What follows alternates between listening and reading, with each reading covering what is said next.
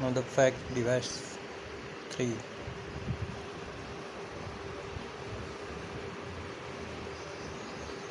Reactive power. In this chapter, an understanding of reactive power associated with a power transmission network is developed. Means there are two types of power in power transmission line. The first one is active power and another one is reactive power. Active power takes actively participation in supplying the load demand, but the reactive power is one kind of a need of any power system, and the reactive powers also sometimes work as a loss of a transmission system, but reactive power is also essential part of any kind of a power supply system. To make a transmission network operate with desired voltage limit, methods of making up or taking away reactive power hereafter called the reactive power control discussed. Before proceeding further, however, through understanding of the reactive power in AC system is necessary. So before eliminating the effect or reduce the effect of reactive power, we have to understand the overall reactive power and their effect in transmission system. There are so many factors directly or indirectly connected with this reactive power and active power system.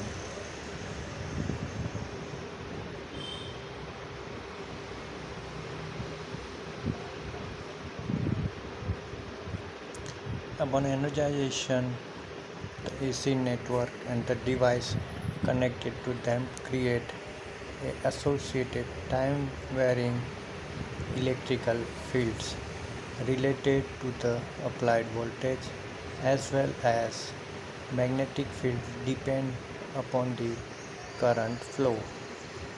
Means when any circuit or any electrical networks energized with the help of power supply, there must be some phenomena occurs. In each and every equipment, some fields are produced with the help of these electrical supplies or the energy given by the energizing the network and in device also. Now we are applying the voltage to the system, so current is flowing through the system. Now the phenomena of a magnetic field and some electric fields are depend on the magnitude of a voltage and the flow of current. As they build up this field, store energy that is released when they collapse. When such a kind of magnetic fields or electric fields are generated in the power networks or any kind of connected device, when they are energizing with of some electrical source or store some energy or some part of energy within themselves and release these types of energy when they are collapsed. Apart from the energy dissipation in a resistive component, all energy coupling device including transformer and energy conservation device like a motor, generator, operator based on the capacity to store and release the energy. Means apart from the resistance, all device store some part of energy as per their capacity and also release such a kind of energy after their collapse. So this energy storage system is depend upon the capacity of different devices or different parameters of power system networks. in which they are connected with power supply.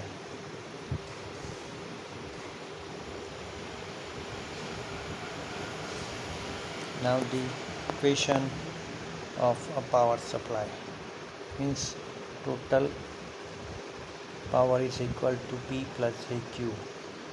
Now the P term is concerned with the active power supplied to the load to meet their load demand, and the Q is related with the reactive power consumed by the sources, their equipment and power line carrier system, or to say power network system. The component P is represented by VI cos phi and Q is by VI sin phi, where the P is called the active power in the system, which measures in terms of watt, and the Q is the reactive power of a system, which is measured in volt ampere reactive or VAR. So these are the two main components of any power supply system. So we can calculate the apparent power on the basis of that active power and the needs of reactive power for the energizing the line or the continuous working of the power system line. Comparing the peak value of a second component of instantaneous power as per 2 is identified as the reactive power. The reactive power is essential for creating the needing coupling field for an energy device. Hence, the reactive power is also used to couple the so many electrical coupling and magnetic field in the system, and due to that they are storing some energy in the particular device. It continuous voltage and current loading of circuit but does not result in average power consumption, and in fact an important component in all AC power network. Hence this kind of component continuously work with system and storage some part of energy. In high power network, active and reactive powers are measured in a megawatt respectively. Hence if the ratings are higher, then we can measure in terms of megawatt or MVAR.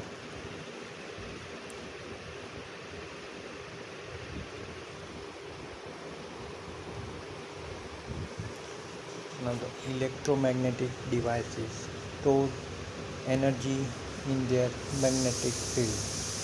These devices draw lagging current, thereby resulting in positive values of Q. Therefore, they are frequently referred as the absorber of reactive power.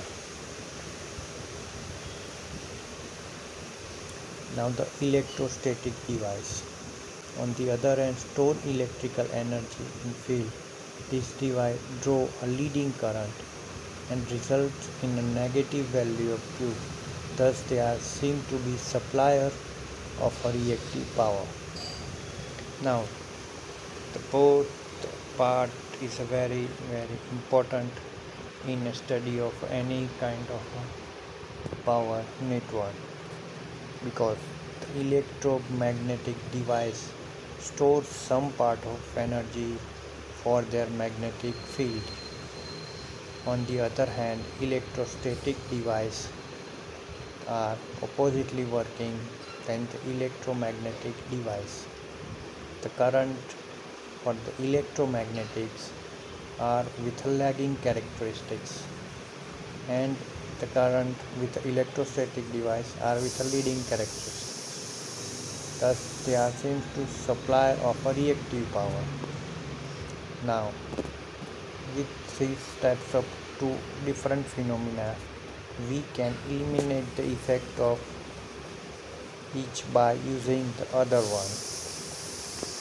The convention of assigning the sign of reactive power is different for sources and load, for which reason it requires us to use a consistent notification and voltage current to relay on the resulting sine wave, and to not confused by the absorbers or the suppliers of a reactive power. Means the capacitors are the supplier. The sign is only different in their equation. On the other hand, the inductor consumes the reactive power. The equation is same, but the sign for both the system may be different.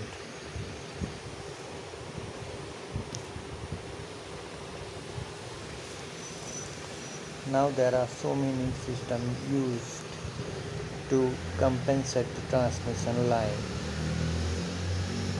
First thing, we are assuming that the transmission line is uncompensated.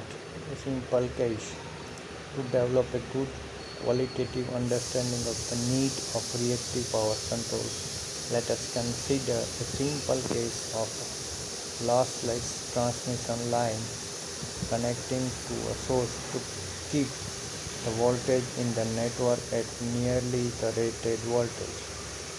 For that purpose, we are using two control actions since possible. Means we are using so many different types of parameters with the system, and considering that the overall transmission line consumes no reactive power. For that we are using our assumption for the two types of system. Now first one is a load compensation and second one is the system compensation. Load compensation. It is possible to compensate for the reactive current Ix of the load by adding a parallel capacitive load such as IC in such a manner that IC is equal to Ix. Means the reactive power component for the inductor is with a lagging characteristics. On the other hand, the component have a leading characteristic of a capacitor. So we can compensate this Ix or a lagging capacity of a current with the help of leading capacity or introducing the leading capacity type current in the system, doing suppose that the effective power factor with the combination of both become a unity. The absence of I eliminate the voltage drop dV1 and bring the VR closer to the magnitude of Vs. Means the magnitude of receiving end is more or less same to the magnitude of the sending end voltage. These types of condition is called the load compensation. Means we are compensate the issues with the help of load, and such a kind of phenomena is widely used to compensate the reactive power in any kind of a network. To utilize the load compensator, we are using so many alternative arrangements and additional equipment in the power system. These types of control strategy been applied after a deep study of the power system line and parameters connected with a line. According to the parameters, we are adding some other additional equipment to compensate the natural parameters of the line.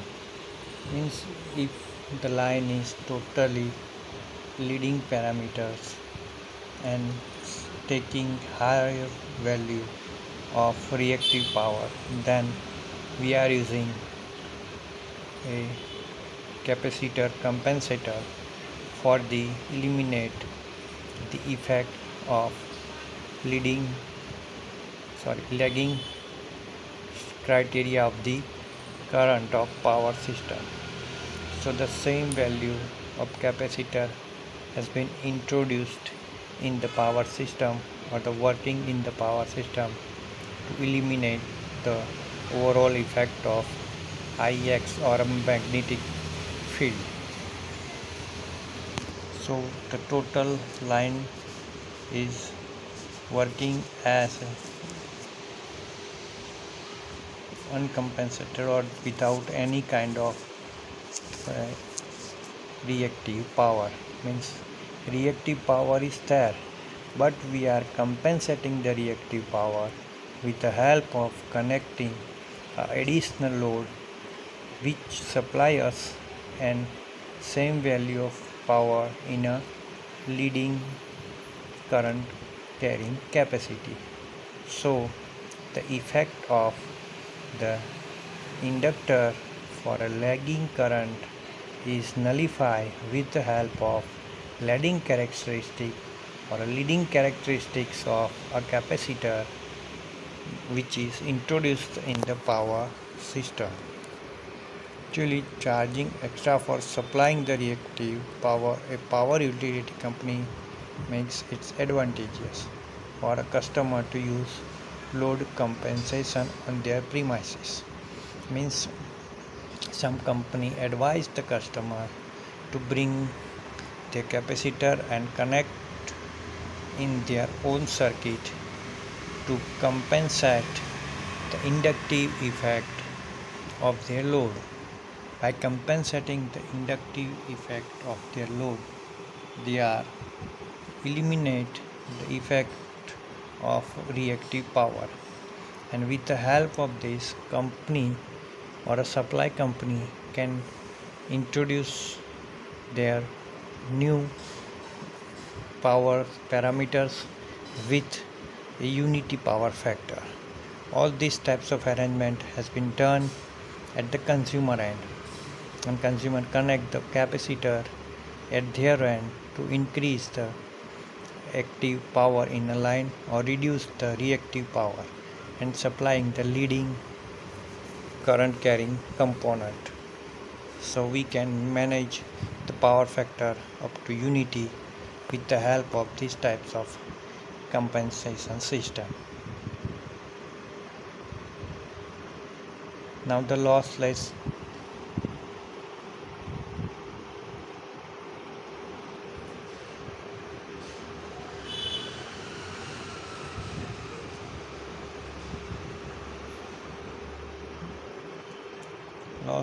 distribution system.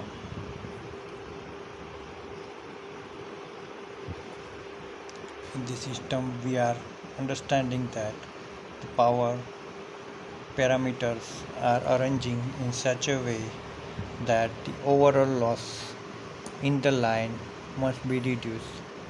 Most of the power system line are distributed their parameters of resistance, inductance and capacitance in such a way that the overall effect of all the parameters are nullified, and we can improve the overall performance of the power system. So with the help of such a kind of arrangement directly done by the power line parameters, we can reduce the active reactive power effect in a power system. So the overall performance of transmission line increase. In these types of working, the transmission line parameters are divided in such a manner that the overall effect is nullified with the help of proper distribution. This is the system compensation to regulate the receiving end voltage as per the sending end voltage.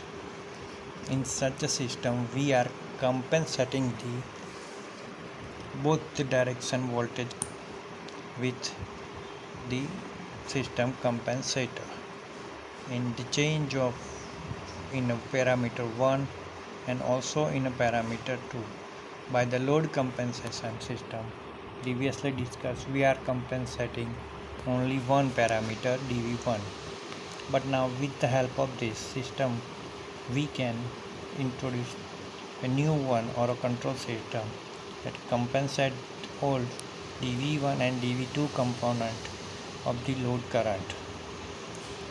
This will be done through the line capacitor and line reactance improvement system. Such components are employed by the power utility to ensure the quality of supply to their customers. With the help of such a kind of system, overall parameters of the transmission line is compensated in their line only.